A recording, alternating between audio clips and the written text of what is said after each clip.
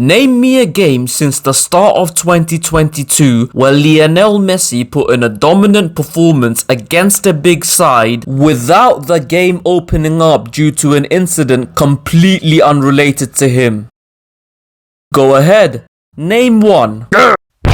So if you're a regular follower of football, I'm sure you've heard the phrase, the scoreline doesn't reflect the game. And to put it straight, there aren't actually too many games I've seen that embody this saying as much as today's tie between the top two sides in Ligue 1. I mean, as a matter of fact, the first quarter of an hour indicated the game may finish with the same scoreline, but in reverse. Not only did Lens win 4 corners inside the first 16 minutes, but also had a couple of clear-cut chances starting in the 2nd minute of the game. And I'll tell you, with the vibes they were setting, these massively motivated and mulishly militant magnetic men in mightily macroscopic McDonald's mascots-like attire merely mentioned in mainstream media looked destined to close the gap on the league leaders.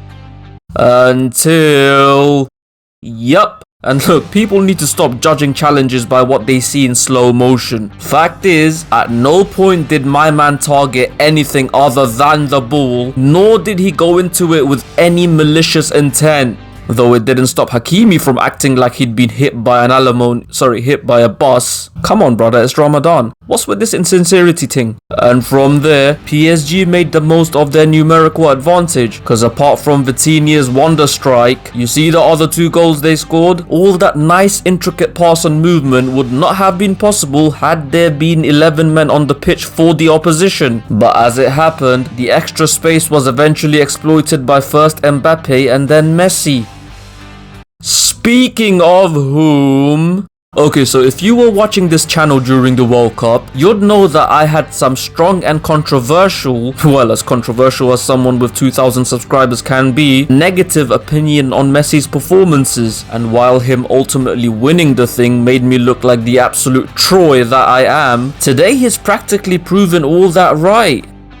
Let me explain. So back then, I made the following claims about Messi. 1. His passing and playmaking was too one-dimensional for him to be considered a GOAT in that specific area. And this was evident from very early on today. For example, here we have it in the 12th minute. Messi gets the ball, looks over to see if the fullback on the other side had made that run. A pass which has basically been his only consistent way of unlocking a defense from a passing standpoint. Notices it's a negative and then just plays it square. And just mere moments after that, he gets the ball again. And what does he do? Tries to dribble his way through, only to get dispossessed. And if you think I'm just nitpicking on an isolated incident, go back and watch this video on 2 minutes and 10 seconds and this video on 3 minutes and 34 seconds.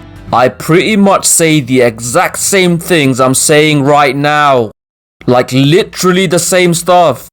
Almost word for word. As for my second criticism of Messi from that time, number 2, the only way for him to have a proper influence against a big side is for something to open the game up that's completely unrelated to him. For example, he was quiet against Poland until McAllister's goal, quiet against Croatia until Alvarez won a penalty, quiet against France until Di Maria won a penalty, and amongst many other examples at club level, quiet against Lens today until they were down to 10. And sorry, but this has been happening for quite a while now. I mean, genuinely, other than that world-class assists against the Netherlands, name me a game since the start of 2022 where Lionel Messi put in a dominant performance against a big side without the game opening up due to an incident completely unrelated to him. Go ahead, name one. I'll wait. I've got all night. Until Sehri. And that is that. Agree or disagree beats indifference. Once again, don't forget to like, comment and share. And of course, subscribe. Till next time, you keep rolling.